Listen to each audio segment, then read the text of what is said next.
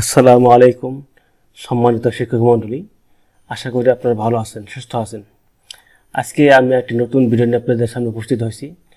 আজকে এই ভিডিওতে আমি দেখাবো মাইক্রোসফট পাওয়ার পয়েন্ট টিউটোরিয়ালের ক্ষেত্রে, অর্থাৎ একটি ডিজিটাল কন্টেন্ট তৈরি করার ক্ষেত্রে স্লাইডে কীভাবে আপনি বইয়ের পাতা যোগ করবেন, এই বিষয়ে। সম্মানিত ভিউয়ার্স, এখানে একটি আমি কন্টেন্ট ওপেন করে রেখেছি। এটি একটি প্রাক প্রাথমিকের বই থেকে তৈরি করা। এখানে আমি বইয়ের পাতা নিয়ে রেখেছি। আজকে আপনি কীভাবে এই ডিজিটাল কন্টেন্টের মধ্যে কীভাবে বইয়ের পাতা যোগ করবেন সে বিষয়ে দেখাবো। সম্মানিত শিক্ষামণ্ডলী, বইয়ের পাতা যোগ করার জন্য দুটি পদ্ধতি রয়েছে। একটি হচ্ছে অ্যাডোবি রিডার 11 বা 9 একটি সফটওয়্যার দিয়ে নেওয়া যেতে পারে। আরেকটি হচ্ছে স্ক্রিনশট। আজকে ভিডিওতে থাকবে স্ক্রিনশট দিয়ে আপনি কীভাবে একটি পাওয়ার পয়েন্ট প্রেজেন্টের স্লাইডে কীভাবে আপনি বইয়ের পাতা নেবেন।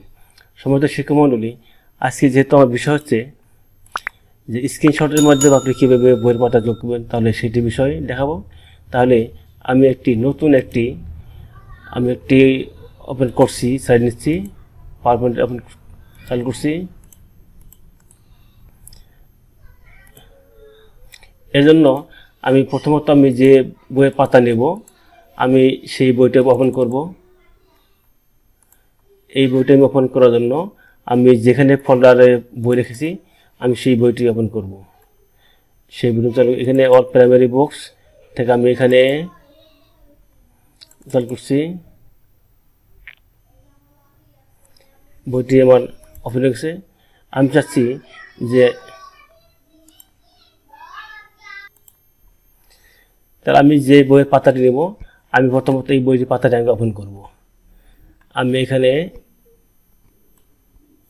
এই বইয়ের পাতাটি আমি ওপেন করছি। আমি চলে যাব, আমার পাওয়ার পয়েন্টে চলে যাব।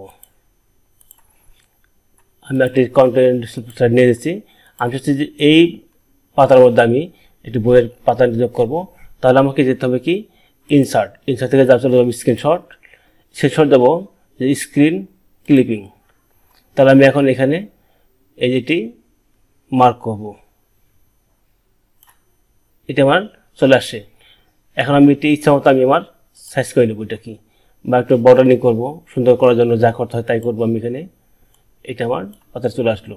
এখন আমি এখানে ডানা বামে টেনে বসিয়ে দেব। যদি নিতে সমস্যা হয় তাহলে আপনি যে কাজটি করতে পারেন, এখানে একটু ছোটো করে দিতে পারেন। যদি আপনি চাইলে এখন এখানে আপনি এইভাবে পাতা নিতে পারেন। আমি এখন এখানে একটি পাতা নেব। এখানে আমি চলে যাচ্ছি, তাহলে এখানে ইনসার্টে আবার চলে যাচ্ছি। ইনসার্ট থেকে চলে যাচ্ছি স্ক্রিনশট চলে যাচ্ছে স্ক্রিন ক্লিপিং। আমি এখন এই যেটি নেব, এটা আমি মার্ক করলাম, এটা আমার চলে আসছে কিন্তু এখন এই পাতায়। সম্মানিত শিক্ষক মণ্ডলী, এখন আপনি কিন্তু চাইলে এখন এইভাবে কিন্তু সহজেই যে কোনো বইয়ের পাতা কিন্তু আপনি নিতে পারবেন।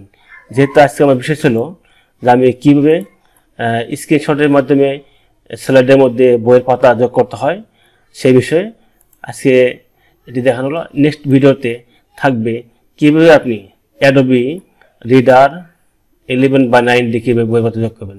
সম্মানিত ভিউয়ার্স, যদি এই ভিডিওটি দ্বারা আপনাদের বিন্দু পরিমাণ উপকার আসে, অনুগ্রহপূর্বক আমার চ্যানেলটি সাবস্ক্রাইব করে পাশে থাকবেন এবং ভিডিওতে একটি লাইক দিবেন। ভিডিওটি দেখার জন্য ধন্যবাদ।